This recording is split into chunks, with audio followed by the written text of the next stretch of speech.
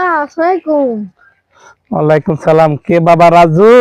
হ্যাঁ, চাচা বসেন। আস্তে।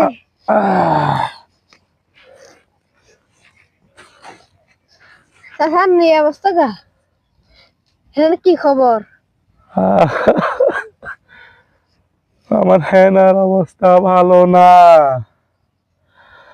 কেন হেনার চাচা? অবস্থা ভালো না বাবা রাজু।